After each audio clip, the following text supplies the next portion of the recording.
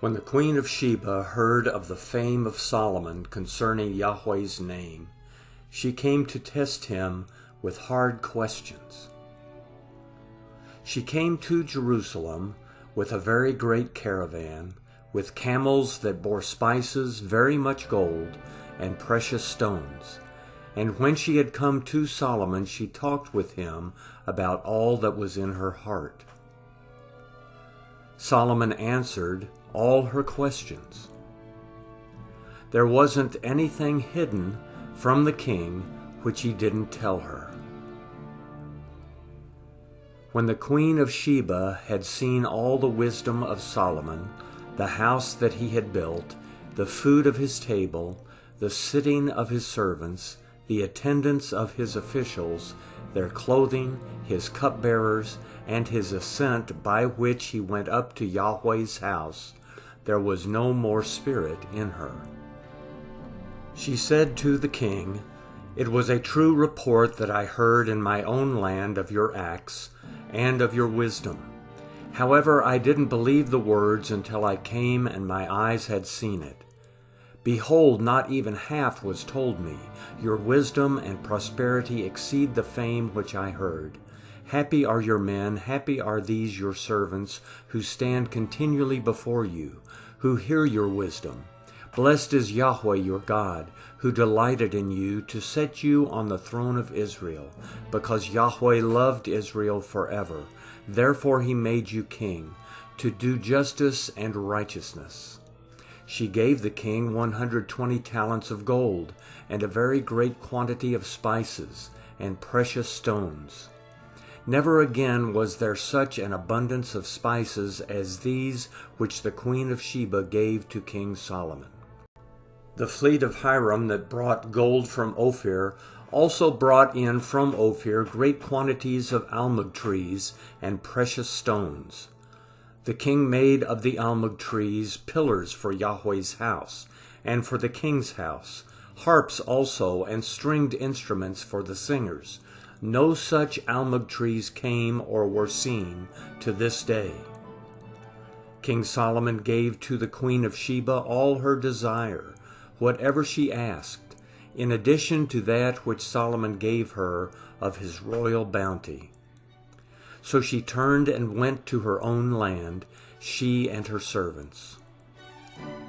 Now the weight of gold that came to Solomon in 1 year was 666 talents of gold, in addition to that which the traders brought, and the traffic of the merchants, and of all the kings of the mixed people, and of the governors of the country. King Solomon made 200 bucklers of beaten gold. 600 shekels of gold went into one buckler. He made 300 shields of beaten gold. 3 minas of gold went to one shield, and the king put them in the house of the forest of Lebanon. Moreover, the king made a great throne of ivory, and overlaid it with the finest gold.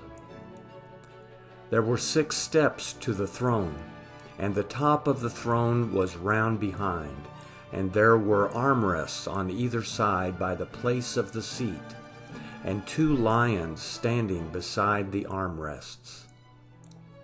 12 lions stood there on the one side, and on the other on the 6 steps. Nothing like it was made in any kingdom. All King Solomon's drinking vessels were of gold, and all the vessels of the house of the forest of Lebanon were of pure gold.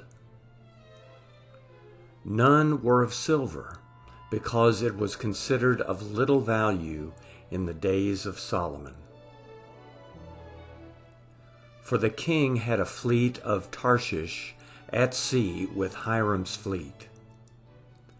Once every 3 years the fleet of Tarshish came, bringing gold, silver, ivory, apes, and peacocks. So King Solomon exceeded all the kings of the earth in riches and in wisdom. All the earth sought the presence of Solomon to hear his wisdom, which God had put in his heart.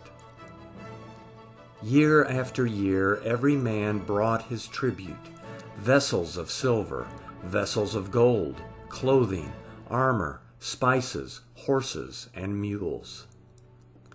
Solomon gathered together chariots and horsemen. He had 1,400 chariots and 12,000 horsemen that he kept in the chariot cities and with the king at Jerusalem.